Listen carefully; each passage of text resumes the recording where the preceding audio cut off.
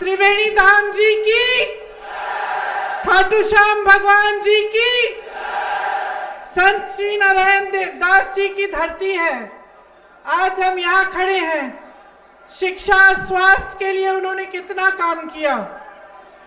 हम उनको श्रद्धा से याद इसलिए करते हैं क्योंकि उन्होंने हमेशा अपना धर्म निभाया। तो आज उनकी धरती पे खड़े हुए उनकी याद करते हैं और उनको नमन करते हैं।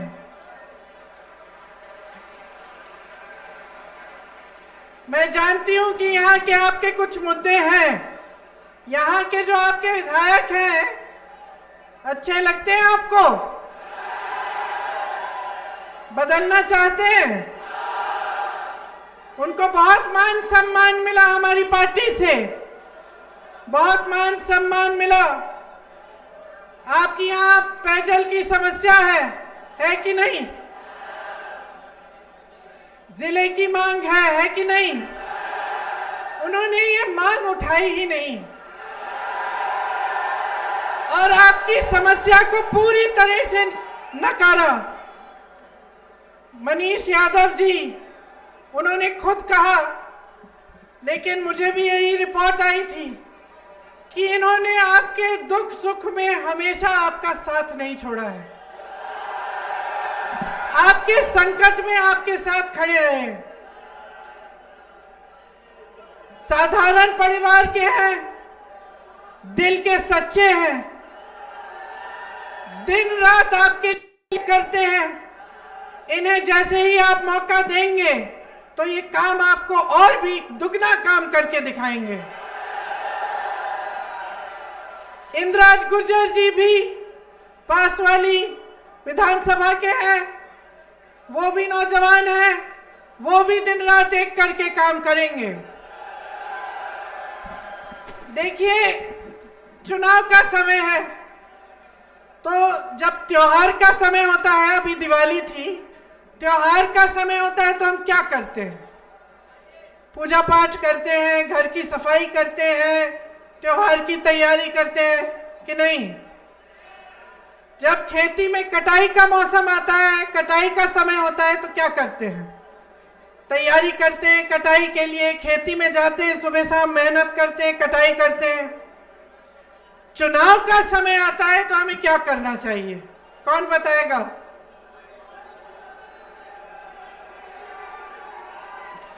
चुनाव का समय होता है हिसाब किताब करने का समय, सही है?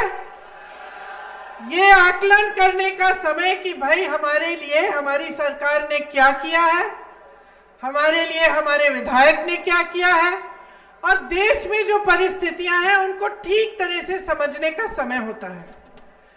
कभी कभी लोग कहते हैं कि भाई हम तुम्हारे धर्म के हैं, हम तुम्हारी जाति के हैं, इसी आधार पर हमें वोट दे दो, कहते हैं।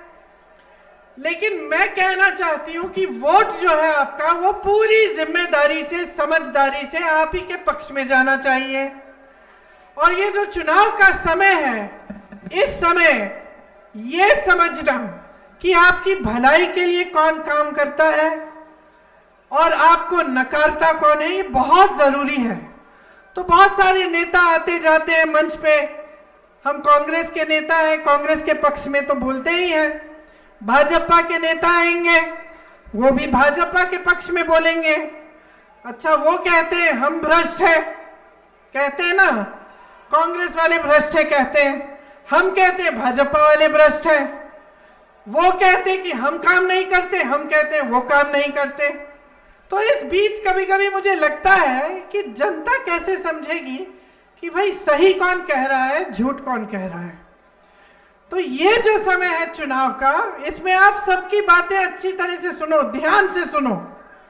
मोदी जी आए, उनकी सुनो, भाजपा के नेता हैं, उनकी सुनो, हमारी सुनो। हमारे बड़े बड़े बड़े नेता गहलोत जी, राहुल जी, खड़गे जी आए आपके सामने, उनकी बात सुनो। लेकिन जो आपका वोट है, जो आपकी सोच है, वो बहुत ही मतलब तीखी होनी चाहिए। आपको सोचना चाहिए कि किस तरह से इन सब की बातों में से हम सच्चाई को निचोड़ के निकालें। ये आपकी बड़ी जिम्मेदारी है। तो आज जो चुनाव के जो सच्चे सवाल हैं, जो असली सवाल हैं, वो क्या है? एक तो बेरोजगारी है, बड़ा मुद्दा है। अब हम देश में देखें कि जहां पे भाजपा की सरकारें हैं और जहां देश में केंद्र में भाजपा की सरकार चल रही है, वहां बेरोजगारी का क्या दर है? 45 सालों में सबसे अधिक बेरोजगारी आज हमारे पूरे देश में है। अब आप अपने प्रदेश में राजस्थान में देखिए, राजस्थान में मैं मुख्यमंत्री जी से पूछ रही थी 2-3 दिन पहले कि मुख्यमंत्री जी हमने कितने रोजगार दिलवाए हैं, तो वो बोले देखो 2 लाख रोजगार हमने दिलवाए हैं और 1 लाख रोजगार हमने बजट में हमने घोषणा की थी, उसमें से 40,000 रोजगार प्रक्रिया में है। तो ये जवाब वो मुझे दे पाए और ये हमारी आपस की बात थी, ये नहीं था कि कोई सुन रहा है देख रहा है। मैंने आपस से हम बैठे थे, मैंने पूछा कि कितने रोजगार दिए हैं। मुख्यमंत्री जी ने सच्चाई से बोला देखो 2 लाख दिए हैं। यही बात जब मैं मध्य प्रदेश में थी, भाजपा की सरकार है वहां 18 सालों से, बहनों और भाइयों 18 साल कम नहीं होते। मैंने पूछा कि भाई जब से ये पिछली सरकार बनी है इनकी, 3.5 सालों से इनकी भाजपा की सरकार है वहां, कि जब से इनकी सरकार बनी है तो इन्होंने कितने रोजगार दिलवाए? अब कोई मुझे जवाब दे के बताए। यहां हमने 5 सालों में 2 लाख रोजगार बनाए। मध्य प्रदेश में भाजपा की सरकार है, आप सोचेंगे कि चलो 1 लाख तो बनाए होंगे, नहीं। 10,000 नहीं, 1,000 नहीं। 3.5 सालों में बहनों और भाइयों मात्र 21 रोजगार दिए हैं उनकी सरकार ने। सोच सकते हैं आप, मात्र 21 रोजगार।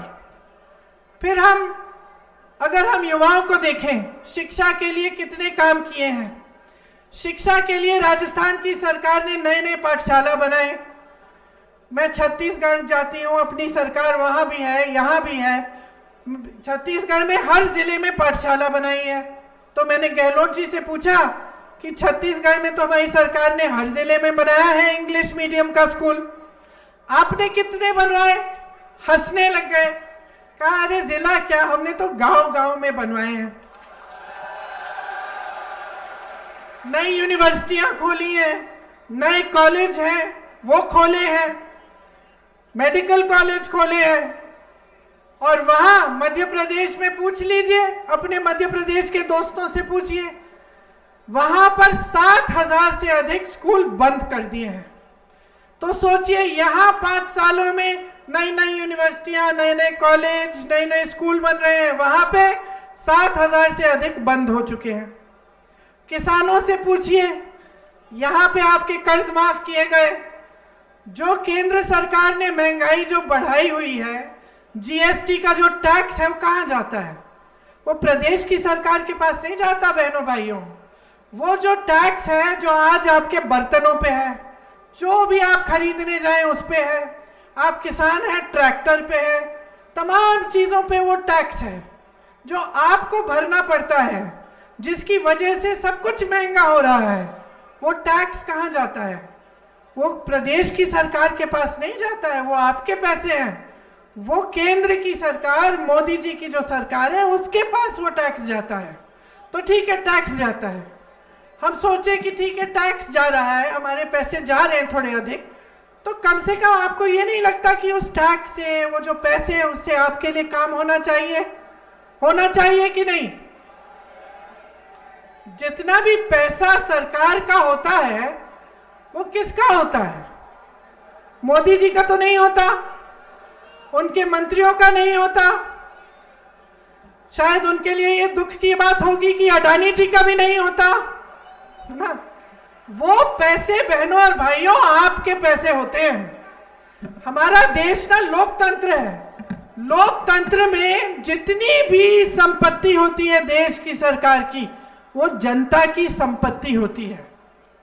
तो चाहे शिक्षा हो, चाहे स्वास्थ्य सुविधाएं हो, चाहे सड़कें हो, चाहे नौजवानों के लिए रोजगार हो, ये सब उस संपत्ति से आना चाहिए, उसी संपत्ति से बनना चाहिए।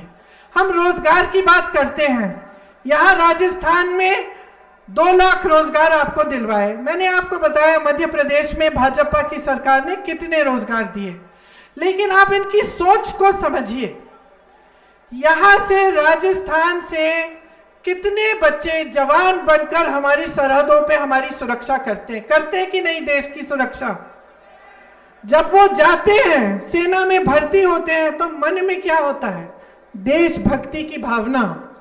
और इतनी मजबूत होती है वो देशभक्ति की भावना कि वो कहते हैं कि हमारी जान चले जाए, लेकिन हम सरहद पे खड़े होकर अपनी देश की सुरक्षा करेंगे।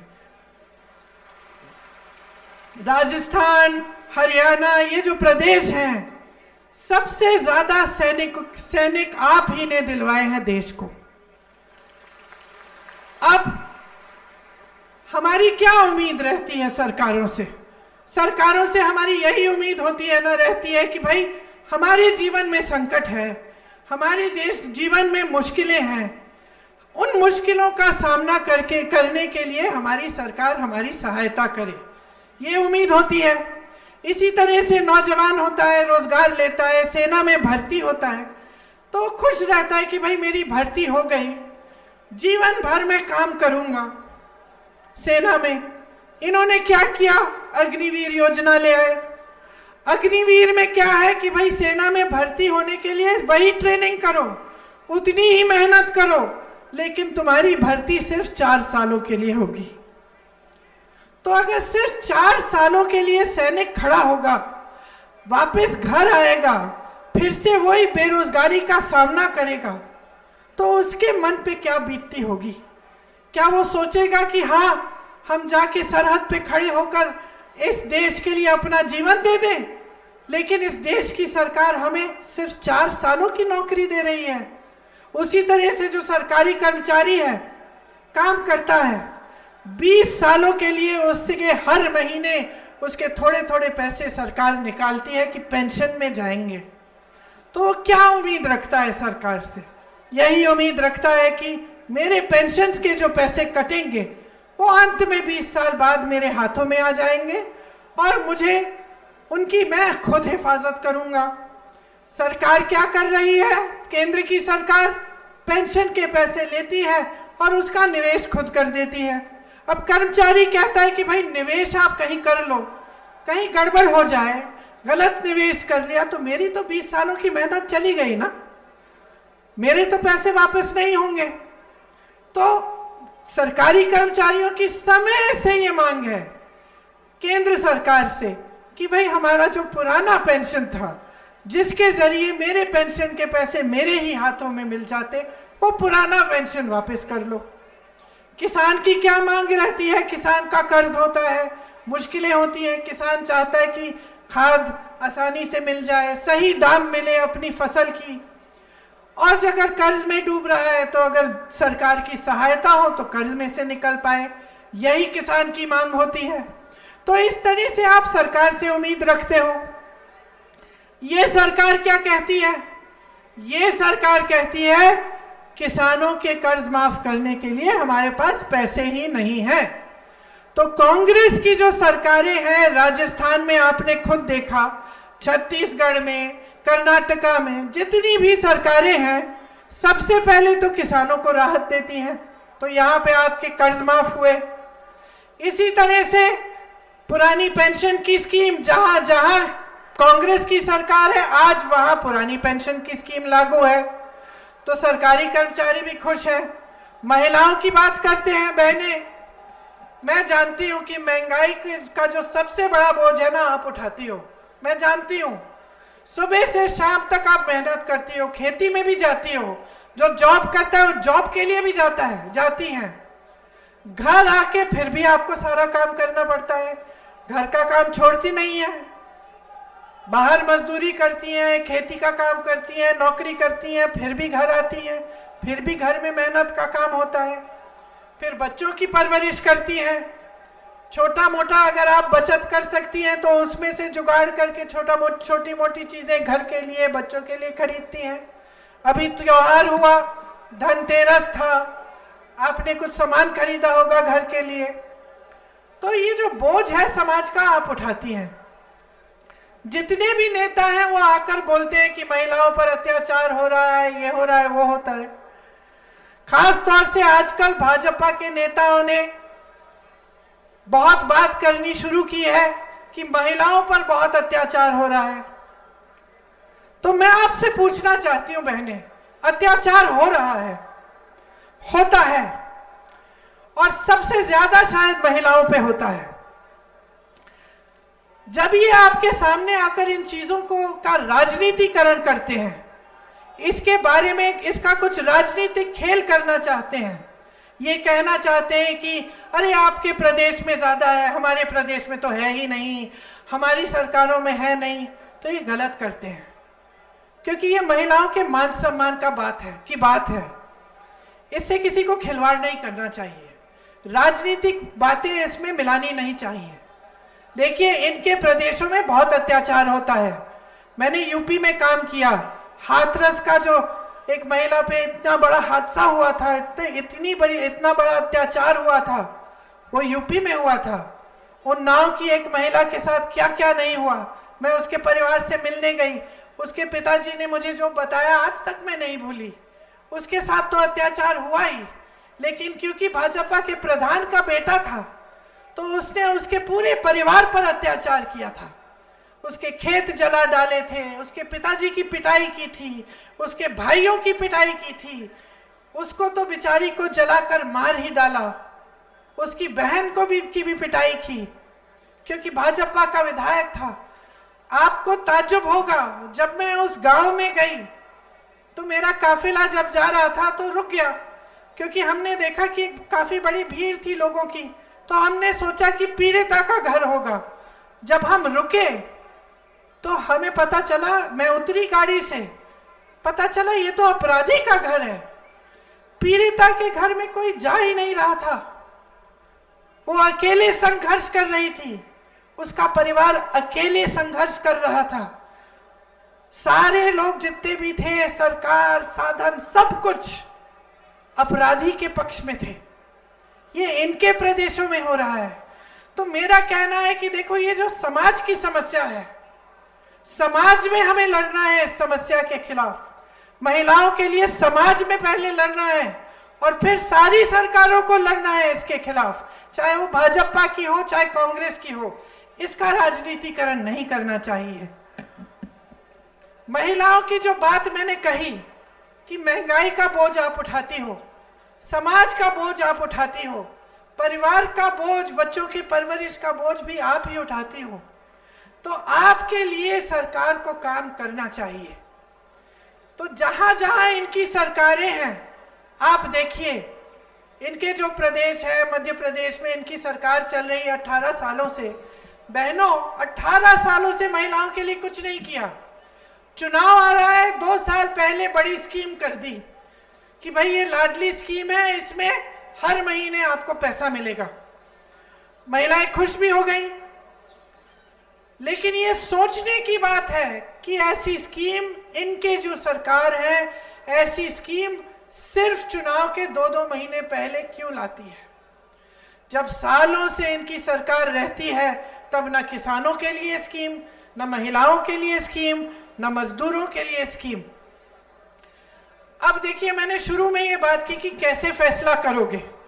मेरी बातें सुन रहे हो, उनकी बातें सुनते हो, कैसे फैसला करोगे कि सच्चाई क्या है? इसके लिए सबसे बड़ी जरूरत जो है, सबसे महत्वपूर्ण चीज क्या होती है कि पब्लिक जागरूक बने। आपकी जागरूकता, आप समझ लीजिए कि आपके साथ क्या खेल हो रहा है।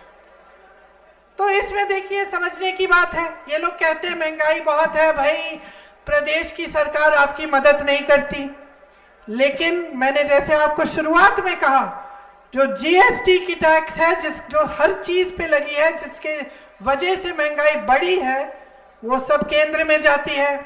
पेट्रोल का दाम कौन तय करता है? कौन तय करता है? प्रदेश की सरकार नहीं करती, मोदी जी की सरकार तय करती है। डीजल का दाम मोदी जी की सरकार तय करती है। तो आप देखिए, मध्य प्रदेश में पेट्रोल कितने का है? 110 रुपए का है। यहां राजस्थान में कितने का है? कम है मध्य प्रदेश से। ये लोग मंच पे आते हैं तो कहते हैं कि राजस्थान में पूरे देश भर में सबसे अधिक है।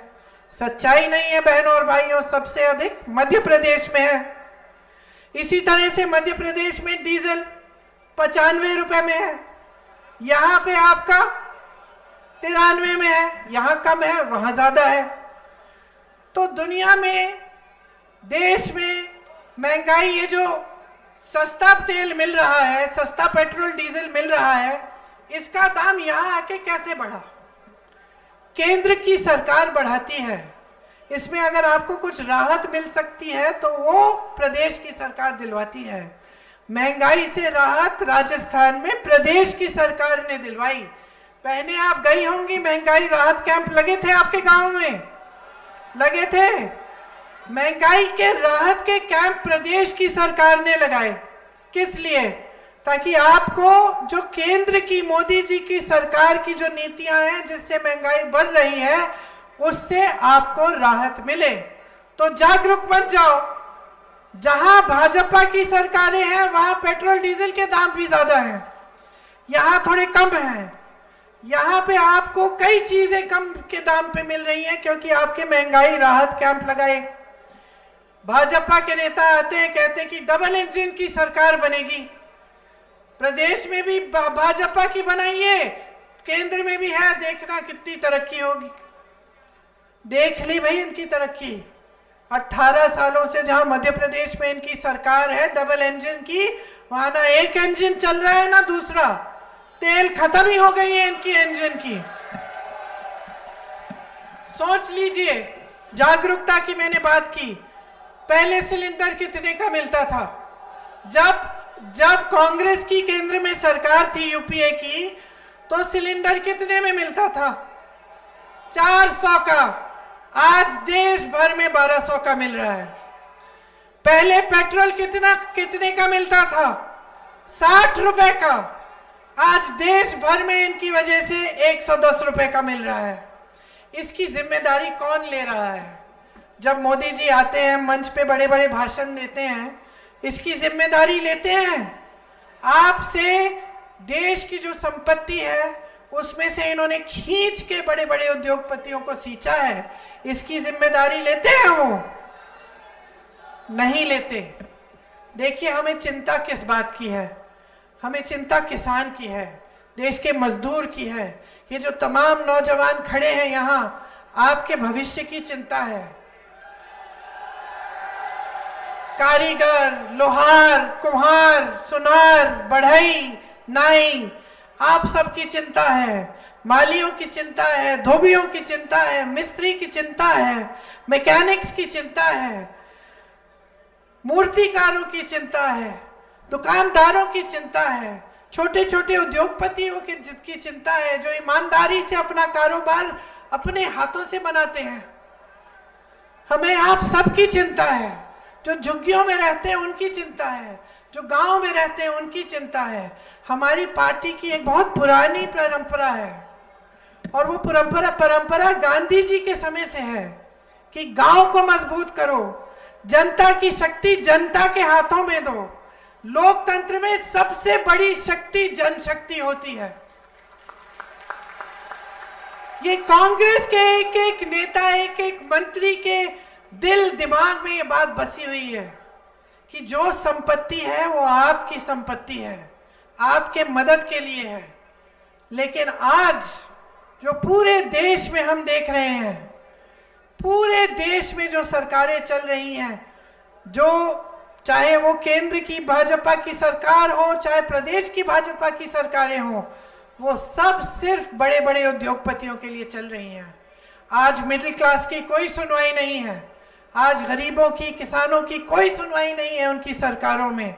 हम चाहते हैं कि देश के खेत खलिहान, देश के नदी, देश के नाले, जंगल, देश के जो राजमार्ग हैं, जो हवाई मार्ग हैं, जो जल मार्ग हैं, जो बंदरगाह हैं, जो एयरपोर्ट है, जो रेलवे है, जो ट्रांसपोर्ट है, देश की जो मीडिया है, जो बाजार है, जो व्यापार है, जो खजाना है देश का, जो देश की सारी संपत्ति है, हम चाहते हैं कि आपके हाथों में रहे। और आज 10 साल हो गए हैं मोदी जी की सरकार चल रही है, एक के बाद एक ये सारी संपत्ति बड़े बड़े उद्योगपति के हाथों में दे रहे हैं। आप देश के बंदरगाह पूछिए आज किसके हैं, किसके हैं आप बताइए मुझे। अडानी जी के हैं, किसने दिए उन्हें? देश के हवाई अड्डे किसके हैं, किसने दिए उन्हें? किसकी संपत्ति थी? आपकी थी। ये सारी संपत्ति आपकी है, सारी बड़े बड़े उद्योगपतियों क्यों दे रहे हैं?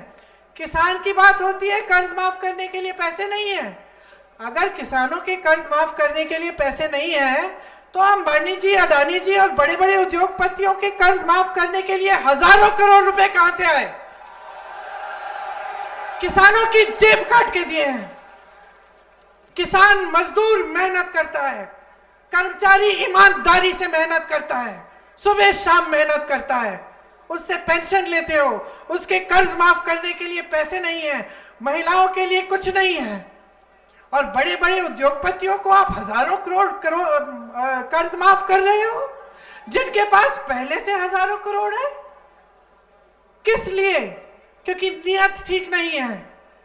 जब मैं कहती हूं जागरूक बनिए, समझिए, इस सरकार की नियत ठीक नहीं है, केंद्र सरकार की, मोदी जी की नियत ठीक नहीं है। देखिए, आज देश की जितनी संपत्ति थी, चाहे बड़े बड़े पीएसयू हैं, आस्ते आस्ते इनको बेच रहे हैं, कौड़ियों के दाम पर दे रहे हैं ये बड़े बड़े उद्योगपतियों को। आपको मालूम है भाइयों, मेरे किसान भाई हो यहां, आज औसत देश का किसान एक दिन में कितने रुपए बनाता होगा बताइए? कितने? 27 रुपए। आज देश का किसान एक दिन में औसत 27 रुपए कमा रहा है। नौजवानों, खास तौर से मेरी बात तुम सुनो, बहुत जरूरी बात है। आज देश का किसान 27 रुपए कमा रहा है एक दिन में, और अडानी जी 1600 करोड़ रुपए कमा रहे हैं एक दिन में। एक दिन में 1600 करोड़ रुपए कमा रहे हैं, आप 27 रुपए कमा रहे हैं। सुनवाई किसकी हो रही है? उनकी हो रही है, सुनवाई आपकी नहीं हो रही है। कर्ज माफ किसके हो रहे हैं? उनके हो रहे हैं, आपके नहीं हो रहे हैं। किसानों ने आंदोलन किया था, पिछले साल की बात है, आंदोलन किया था, अभी तो 2 साल निकल गए, आपको याद है, लाखों किसान सड़कों पे उतरे, सैकड़ों किसान शहीद हुए। इनके मंत्री के बेटे ने उत्तर प्रदेश में 6 किसानों को अपनी जीप के नीचे कुचल डाला। उस मंत्री को क्या इन्होंने पद से हटाया? उन्हीं दिनों में जब हम लोग आंदोलन कर रहे थे कि हमें न्याय दिलवाओ किसानों को, उन्हीं दिनों में लखनऊ में एक बड़ा प्रोग्राम किया, उनके मंच पे बैठा था वो मंत्री जिसके बेटे ने 6 किसानों को कुचला। ये आंदोलन प्रधानमंत्री मोदी जी के घर के पास था, होगा कुछ 4-5 किलोमीटर दूर। महीनों से किसान बैठे रहे, धूप में बैठे, सर्दी में बैठे, पानी काट दिया गया उनका, बिजली नहीं थी, कोई आया उनकी सुनवाई करने के लिए? मोदी जी ने कष्ट किया? नहीं किया भाई और बहनों, मोदी जी निकले नहीं अपने घर से। वो आंदोलन क्या था? वो जो 3 काले कानून थे जिससे कि किसानों की कमर टूट जाती, उनके खिलाफ था। वो कानून वापस कब लिए मोदी जी ने? समझ लीजिए पूरा खेल। वापस तब लिए जब 2 महीने में विधानसभा का चुनाव आ रहा था यूपी का। जब विधानसभा का चुनाव आने वाला था तब मोदी जी को पहचाने कि भाई इससे तो मुसीबत हो जाएगी, कहीं हम चुनाव ना हार ले, चलो ये कानून वापस ले लेते हैं। तब तक सुनवाई नहीं थी। मणिपुर को देखिए, मणिपुर भी हमारे देश का ही प्रदेश है। मणिपुर में सैकड़ों गांव जला डाले, इतने बुरे बुरे हादसे हुए, हम लोगों ने सब वीडियो पे देख ही नहीं पाए बहनों, कैसी कैसी चीजें हुई, देखना ही मुश्किल था, उनको जीना कितना मुश्किल होगा। मोदी जी ने वहां जाने का कष्ट किया? नहीं किया, नहीं किया। लेकिन बहनों और भाइयों, नौजवानों, अभी अभी हाल में क्रिकेट का वर्ल्ड कप हुआ,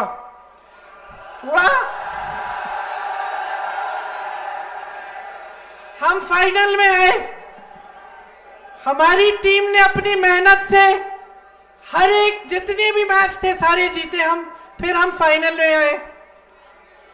फाइनल में कौन पहुंचा? हमारी टीम पहुंची ना अपनी मेहनत से।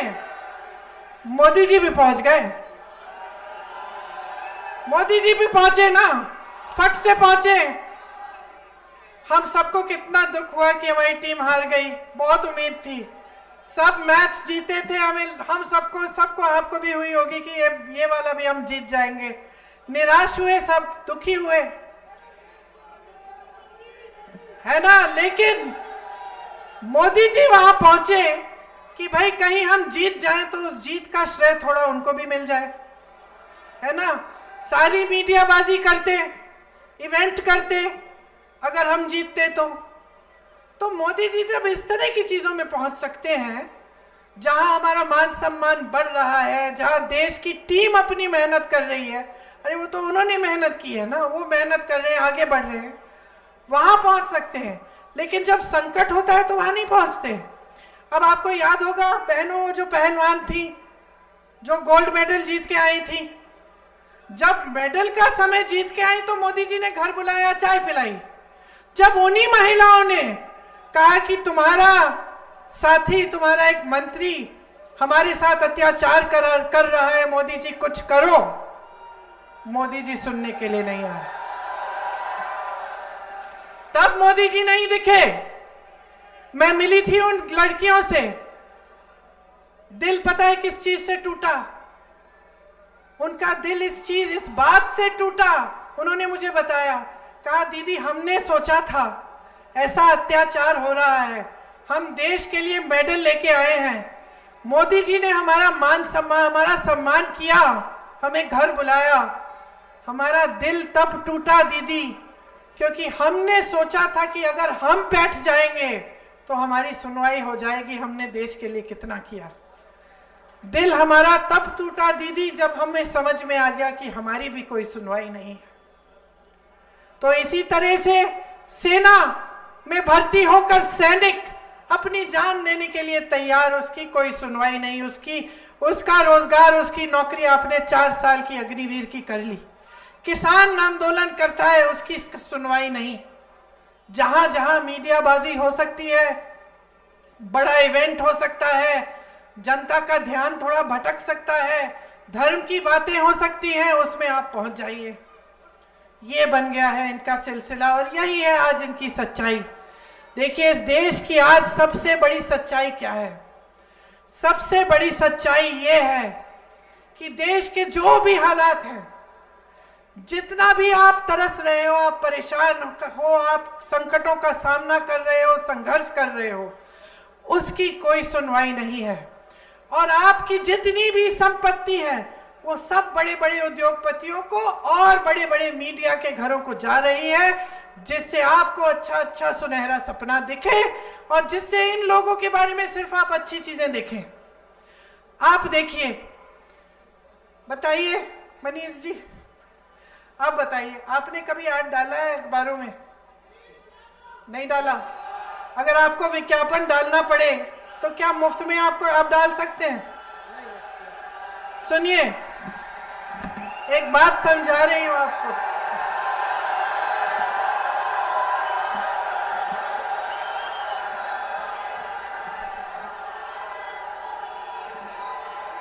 क्या किया है मनीष ने? सुनो,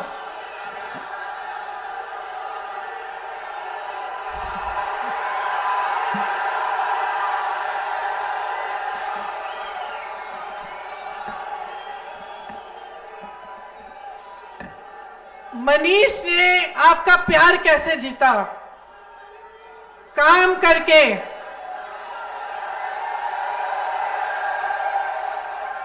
और मैं इनसे क्या पूछ रही थी, विज्ञापन क्यों नहीं डाला है मनीष? क्योंकि विज्ञापन बहुत महंगा होता है, बहुत महंगा होता है।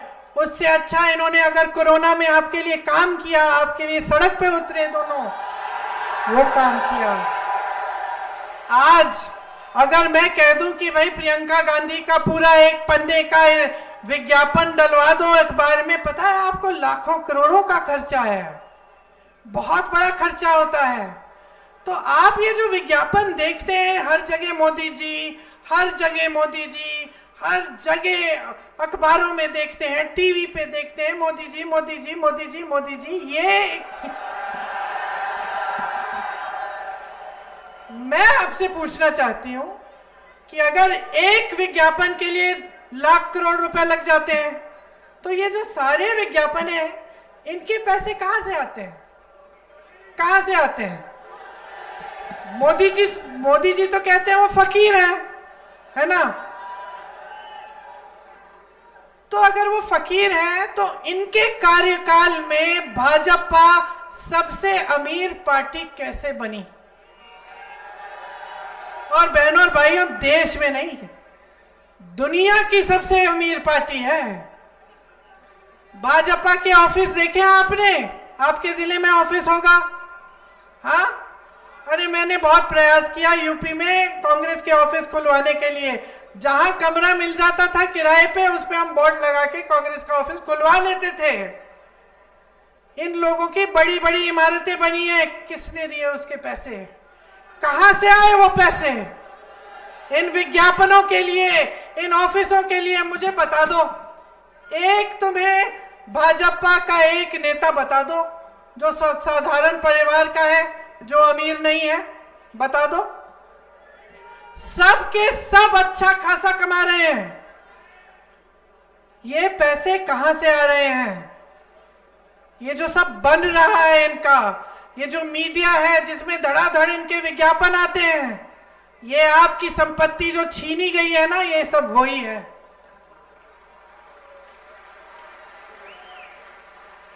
मीडिया वाले मेरे भाई बहने बैठे यहां खड़े हैं, मुफ्त में तो कुछ नहीं करते ना, नहीं करते। तो जब मीडिया इतना दिखा रही है, सुबह से शाम तक आप देख ही रहे हो, तो कोई तो पैसे देता होगा। तो ये जो सारी देश की संपत्ति बड़े बड़े उद्योगपतियों को जा रही है, अंबानी जी, अडानी जी, और भाजपा अमीर होती चली जा रही है ये पार्टी, तो इसमें कुछ समझने वाली बात है कि नहीं है बहनों और भाइयों? आप 27 रुपए कमा रहे हो दिन में, सोच लो आपकी भलाई का काम कौन कर रहा है? मोदी जी कहते हैं हमें वोट दो, पुण्य करो, तुम्हारा पुण्य होगा। मैं उनसे कहना चाहती हूं, मोदी जी माफ करिए, पुण्य तो अडानी जी का हो जाएगा। वोट आपका है, काम आपका होना चाहिए। वोट आपका है, कमाए अडानी। वोट किसान का, कमाए अडानी जी। वोट कारीगर का, कमाए अडानी जी। वोट नौजवान का, कमाए अडानी जी। सही बात है ये।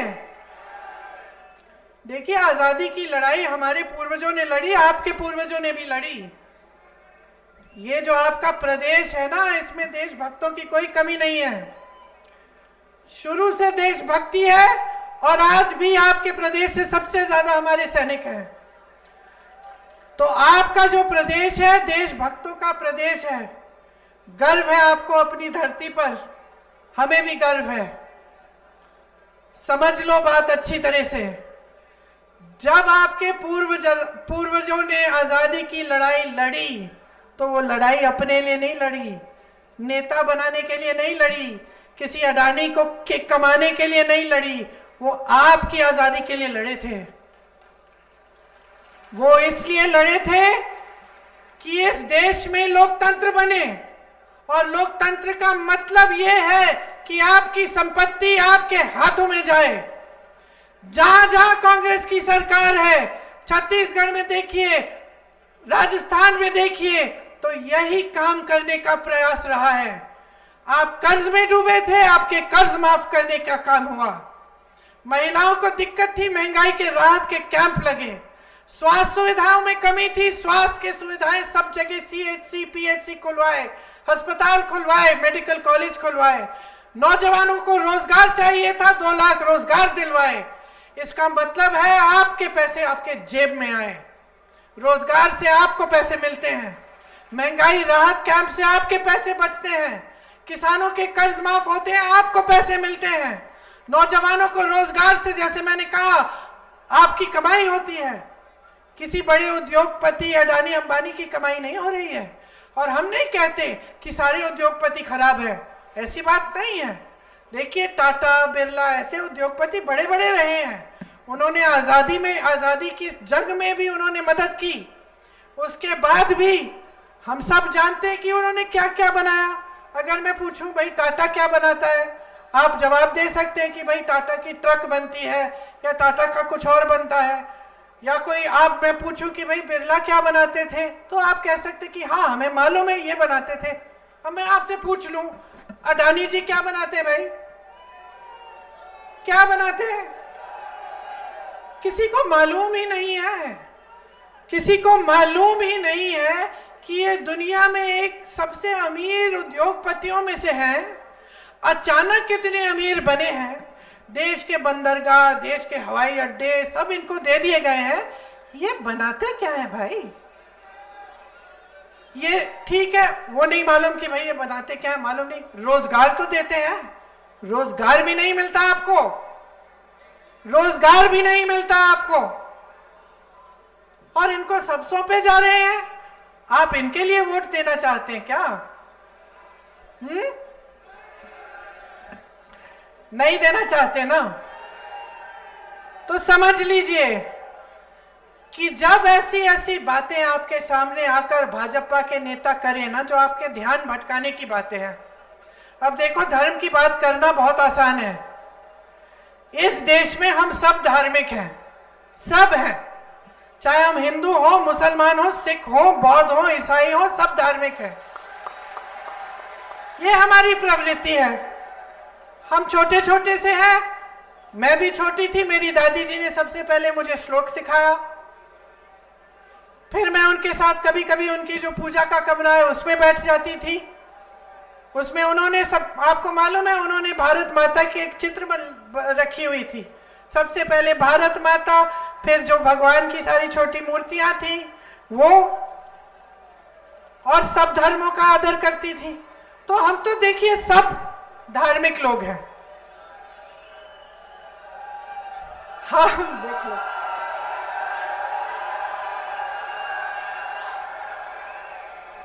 देख लो, हो गया।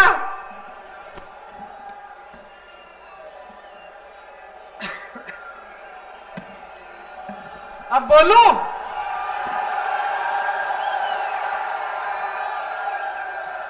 हम धार्मिक लोग हैं और धर्म की बात करना आसान है, हम सब जानते हैं, लेकिन उसका राजनीति में इस्तेमाल करना पाप है, पाप है बहनों और भाइयों। और ये जो सिलसिला चल रहा है ना देश में कि चुनाव के समय धर्म की बात कर ली, ये रुकना चाहिए, क्योंकि इससे आपका ध्यान भटक जाता है। आपका ध्यान अपने विकास पे होना चाहिए, अपने भविष्य, अपनी तरक्की पे होना चाहिए। और अर्जुन की तरह, जैसे अर्जुन ने अपना ध्यान एकदम केंद्रित किया था, उस तरह से अपना ध्यान केंद्रित रखो। जो आपका ध्यान भटकाना चाहते हैं वो अपने फायदे के लिए करते हैं, इससे सिर्फ उन्हीं का फायदा होता है। देखो बहनों, बच्चे गड़बड़ करते हैं घर पे तो हम क्या करते हैं, डांटते हैं, यूं हाथ पे मार देते हैं ना, है ना। अगर नौजवान घर में तुम्हारी तरह बैठा है और बैठा ही रहता है, घर का कुछ काम वाम नहीं करता, खेती में नहीं जाता, रोजगार ढूंढने नहीं जाता, बैठा ही रहता है, कहता है मम्मी खाना दे दो, ये कर दो, वो कर दो, कुछ करता नहीं है, तो तुम डांटती हो ना, डांटती हो, उसको कहती हो अरे ये क्या तुमने आदत बना रखी है, बुरी आदत है, उठो जाओ रोजगार ढूंढो, बाहर जाओ, खेती में जाओ, कहते हो ना। तो जब नेताओं की आदत खराब होती है तो उसको क्यों नहीं डांटते, उसको सबक क्यों नहीं सिखाते? बच्चे को सिखा रहे हो। नेता की आदत तुमने डाल दी है कि चुनाव आया, धर्म की बात करता है, जाति की बात करता है, चले जाता है। अगले चुनाव में दिखेगा, क्योंकि उसको मालूम है कि काम तो आप पूछ नहीं रहे हो, आप काम की बात पूछ नहीं रहे हैं, वो काम कर ही नहीं रहा है। सुनिए, मेरे पिताजी प्रधानमंत्री थे, पिताजी के पीछे पीछे जाती थी, गांव जाते थे वो, अमेठी में उनका चुनावी क्षेत्र था, मैं भी चली जाती थी। अब वो समय था, ज्यादा दूर नहीं था, मैं अभी 30-40 साल पुरानी बात बता रही हूं आपको, कि देश का प्रधानमंत्री आपके गांव में आपके घर आ रहा है और आप डांट के उसको कह रही हो कि आप क्यों आओ भाई, मेरी सड़क ठीक नहीं की। वो जमाना था बहनों और भाइयों, वो है लोकतंत्र। कि पिताजी जाते थे और गांव की महिलाएं कहती थी, देखो राजीव भैया, प्यार हम बहुत करते हैं तुमसे, लेकिन इस बार वोट नहीं देंगे जब तक हमारे नलके में से पानी नहीं आएगा। ऐसा कहती थी, डांटती थी। और मेरे पिताजी ऐसे नहीं कहते थे कि भी देख लिया मैं प्रधानमंत्री हूं, कैसे डांट दिया मुझे। वो तो अपना सर झुकाते थे, कहते थे बहन जी मैंने कोशिश की है, इसका ऑर्डर दे दिया है, 6 महीनों में हो जाएगा, खुद कहते थे। वो जमाना था, उस जमाने को आपने बदल डाला। अब नेता आता है मंच पे, धर्म की बात करता है, 2-4 श्लोक सुना देता है और आप वोट दे देते हो आके मूंद के। ये क्या बात हुई? बहुत बड़ी शिकायत है आपसे, बहुत बड़ी शिकायत है। बदल दो ये आदत, बहुत बुरी आदत डलवा दी आपने। नेता को पता होना चाहिए कि काम करके दिखाएगा, नहीं तो अगले चुनाव में निकाल दोगे। ये दोनों खड़े हैं, इनकी भी बात कर रही हूं मैं। ये जब चुनाव जीतेंगे, और मुझे मालूम है आप जिताने वाले हैं, पता चल रहा है, आप अगर इनकी भी आदत खराब कर दोगे ना तो बिगड़ जाएंगे। आदत खराब मत करना। जब जब आए तुम्हारे पास काम मांगो, जब जब आए पूछो भाई हमारी संपत्ति हमारे लिए तुम खर्च रहे हो कि नहीं। जब जब आए, इतनी छूट मत दिया करो, इतनी छूट मत दिया करो। ये जो भाजपा के नेता है ना, बहुत बड़ी छूट दे दी आपने इन्हें। आज तो मैंने सुना कि आज मोदी जी ने एक बहुत बड़ी भविष्यवाणी की है। हाँ, कुछ भविष्यवाणी, उन्होंने कहा कि मैं यहाँ पे अहंकार से नहीं, शायद मंच पे खड़े थे, उन्होंने कहा कि मैं आज बहुत बड़ी भविष्यवाणी करने वाला हूं कांग्रेस की जो सरकार है, गहलोत जी की सरकार के बारे में।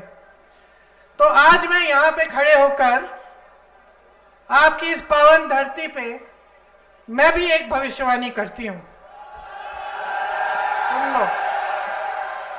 और मेरी भविष्यवाणी ये है कि अगर इसी तरह से मोदी जी और उनकी सरकारें देश की सारी संपत्ति बड़े बड़े उद्योगपतियों को सौंपती रहेगी, तो एक ऐसा दिन आएगा जब इस देश की जनता का गुस्सा संभल नहीं पाएगा, जब इस देश की नाराजगी का सामना मोदी जी को करना पड़ेगा। और अगर उस समय मोदी जी ने अपना सर झुकाया नहीं, और अगर उस समय जनता की बात मानी नहीं, तो मोदी जी का नुकसान होगा। क्योंकि मोदी जी आज जिस तरह से सरकार चला रहे हैं, अगर मोदी जी खुद ही समझ जाएं और आप उनको समझा दें कि ये नहीं चलेगा, कि जो देश की संपत्ति है ये किसी 1-2 जनों के हाथों में मत सौंपो मोदी जी, ये आपका कर्तव्य नहीं है इस देश के प्रति। इस बात को उन्हें समझाना पड़ेगा। और मैं जानती हूं कि आप इस बात को आस्ते आस्ते समझ रहे हैं, आप खुद समझ रहे हैं, देख रहे हैं कि देश में किस तरह से बड़े बड़े उद्योगपतियों का फायदा हो रहा है और गरीबों किसानों का नुकसान हो रहा है। तो मेरी भविष्यवाणी यही है कि देश की जनता सब समझ जाएगी, देश की जनता में आज नहीं तो कल विवेक आएगा ही आएगा।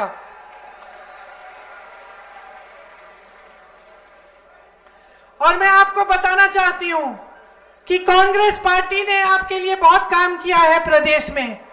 आपको केंद्र की कुनीतियों से बचाया है, महंगाई से बचाने के लिए महंगाई राहत कैंप बनवाए, किसानों को 15,000 करोड़ तक का कर्ज माफ किया है, 2,000 यूनिट सिंचाई बिजली फ्री, लंपी में 40,000 प्रति गाय को मुआवजा दिया गया, 1 करोड़ लोगों को बिजली बिल शून्य की मिली।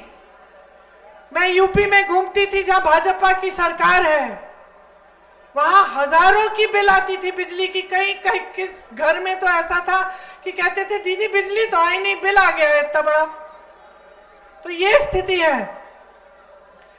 आपको यहां पे राहत मिली है इससे। इंदिरा रसोई बनाई गई जिससे 8 रुपए में आपको भरपेट भोजन मिलता है। चिरंजीवी योजना यहां राजस्थान में ऐसे लोगों से मिली हूं जिनकी हार्ट की सर्जरी मुफ्त में हो गई, 1 पैसा नहीं लिया इलाज के लिए। पहले 25 लाख की थी चिरंजीवी योजना, 25 लाख तक मुफ्त इलाज। अब नई जो गारंटी है हमारी वो 50 लाख तक मुफ्त इलाज होगा। हर जिले में अस्पताल बनाया गया है, नर्सिंग होम, हर जगह नर्सिंग होम बने हैं। 3 लाख सरकारी नौकरियां, मैंने कहा कि 2 लाख दी गई हैं, उसमें से 1 लाख अभी प्रोसेस में है, 40,000 प्रोसेस में है, 1 लाख तक घोषणा हो गई है। यहां पेपर लीक की समस्या थी, उसके लिए कानून बनाया गया, उम्र कैद की सजा कर दी है। ऐसा कानून किसी भी राज्य में नहीं है। अब अगर हमारी सरकार फिर से आएगी तो ये काम निरंतर होता चले जाएगा। अगर भाजपा की सरकार आ गई तो ना आपके कर्ज माफ होंगे, ना आपकी बिजली की बिल फ्री होगी, ना इस तरह से आपके लिए जो महंगाई के राहत कैंप है ये भी नहीं लगेंगे। महंगाई बढ़ती चली जाएगी और ये सारे काम जितने भी हैं ये रोके जाएंगे। ये सिर्फ मैं कह नहीं रही हूं, आप खुद अपने विवेक से देखिए इनके प्रदेशों में क्या हो रहा है। इनके प्रदेशों में ये स्कीम नहीं चल रही है। इसीलिए समझ लीजिए हमारी जो गारंटी है वो इस आधार पे आपको दी जा रही है कि जैसे कर्नाटका जैसा प्रदेश है, हमारी सरकार आई, हमने 5 गारंटी उसमें हमने एक चुनाव के दौरान बोली थी कि ये हमारी 5 गारंटी है। सरकार आई, मंत्रिमंडल की पहली बैठक हुई, मंत्रिमंडल की पहली बैठक में सबसे पहले क्या पास हुआ, वो 5 गारंटी पास हुई। यहां हमने आपको काम करके दिखाया, उस काम के आधार पर हम कह रहे हैं कि ये चिरंजीवी योजना अब 50 लाख तक होगी। 4 लाख सरकारी नौकरी हम दिलवाएंगे, कुल 10 लाख नए रोजगार बनवाएंगे अलग अलग स्तर पे। सरकारी कर्मचारी जो है, जो यहां पे ओपीएस लागू हुआ है, हम कानून बनाएंगे, कानूनी गारंटी देंगे ओपीएस की, मतलब पुरानी पेंशन की स्कीम की। 500 रुपए वाला सिलेंडर 400 रुपए में आपको दिलवाएंगे। परिवार की महिला मुखिया को सालाना 10,000 रुपए दिए जाएंगे। किसान के लिए जो एमएसपी है उसका कानून बनाया जाएगा, उसके तहत आपको मिलेगा। आपको शायद मालूम होगा कि हमारे जो कांग्रेस के प्रदेश हैं उसमें आज के दिन भी सबसे ज्यादा एमएसपी मिलता है। 2 लाख तक ब्याज मुक्त कर्ज मिलेगा किसानों को, 2 लाख तक ब्याज मुक्त कर्ज। 2 रुपए प्रति किलो गोबर खरीदा जाएगा। अब एक बार मैंने ये बात यूपी में बोली तो लोग हंसने लग गए, लेकिन मैं बताती हूँ क्यों बोली। क्योंकि आवारा पशु की जो समस्या है ना, कि आवारा पशु खेती खाता है, बहुत बड़ी समस्या है पूरे मतलब इस भारत के इन सारे इलाकों में, राजस्थान, यूपी, मध्य प्रदेश, छत्तीसगढ़ में। छत्तीसगढ़ में हमारी सरकार ने बहुत अच्छी तरह से इसे सुलझाया। जो गौठान बनाए उसमें ग्रामीण रोजगार दिलवा दिए, तो इतने अच्छे गौठान बने कि बहनों वहां पे जो महिलाएं हैं उनको लाखों रुपए वो कमा रहे हैं उनसे। लेकिन सबसे बड़ी चीज उन्होंने करी कि जो आवारा पशु है उसका जो गोबर है, जो अगर आप घर में रख लेते हैं तो उससे आपसे गोबर खरीद रहे हैं। तो जब गोबर खरीदना शुरू किया जनता से, तो जनता आवारा पशु को घर में रखना शुरू की, क्योंकि उनको लगा कि भाई इसको हम घर में रख लेते हैं, पाल लेते हैं, गोबर बेच देंगे और हमारे आवारा पशु की समस्या भी खत्म हो गई। तो आपकी कमाई भी हो गई, समस्या भी खत्म हो गई। तो राजस्थान में भी हम ये करना चाहते हैं, हम गोबर खरीदेंगे, 2 रुपए किलो में गोबर खरीदेंगे। सरकारी कॉलेज में छात्रों के लिए, फर्स्ट ईयर के छात्रों के लिए लैपटॉप और टैबलेट दिलवाई जाएगी। प्राइवेट स्कूलों में 12वीं तक शिक्षा फ्री होगी। प्राइवेट में भी ठीक है। अंग्रेजी मीडियम शिक्षा की गारंटी दी जाएगी और मनरेगा में 150 दिन का रोजगार आपको मिलेगा। ये हमारी नई गारंटी है। तो देखिए, एक आखिरी मुद्दा है और वो ये है कि राजस्थान में भाजपा एकदम बिखरी हुई है। जितने बड़े बड़े नेता थे भाजपा उनको दरकिनार कर दिया, उनको परे कर दिया। आज भी मोदी जी आपके यहाँ जब आते हैं तो अपने नाम से वोट मांग रहे हैं। उनको ये भी नहीं मालूम कि मुख्यमंत्री कौन बनेगा। तो उनकी पार्टी बिखरी हुई है। बहुत ऐसे लोग हैं जो पार्टी छोड़ के अलग से चुनाव लड़ रहे हैं, निर्दलीय चुनाव लड़ रहे हैं। तो पार्टी बिखरी हुई है। योजनाएं गरीबों, किसानों, मजदूरों, बहनों, नौजवानों के लिए नहीं है। बड़े नेता परे कर रखे हैं। तो जब आप वोट दोगे ना तो समझ लो कि अभी जो हो रहा है आपके प्रदेश में, जो अच्छे अच्छे काम हो रहे हैं, इनको अगर आप चलने देना चाहते हैं, ऐसी सरकार चाहते हैं जैसी जिसके मुख्यमंत्री गहलोत जी आपसे कहते हैं कि मांगते मांगते थक जाओगे, मैं देते देते नहीं थकूंगा, ऐसी सरकार चाहते हैं जो इन सारी स्कीमों को जिंदा रखे, तो आप कांग्रेस को अपना वोट दें। अगर आप ऐसी सरकार चाहते हैं जिसका आपको यह भी मालूम नहीं कि मुख्यमंत्री कौन बनेगा, जिसकी पूरी पार्टी बिखरी हुई है, जिसके बड़े बड़े नेता केंद्र से आकर कहते कि भाई हमारे नाम पे वोट दो, मोदी जी तो नहीं बनेंगे ना मुख्यमंत्री, प्रधानमंत्री पद छोड़कर तो नहीं आएंगे ना यहाँ राजस्थान। तो जैसे मैंने कहा, आप जब इनको वोट देते हैं तो आपका वोट सिर्फ बड़े बड़े उद्योगपतियों को सींचने का काम करेगा। आपको अगर अपने लिए प्रगति चाहिए, तरक्की चाहिए, तो एकदम जागरूक बन के अपना वोट डालो।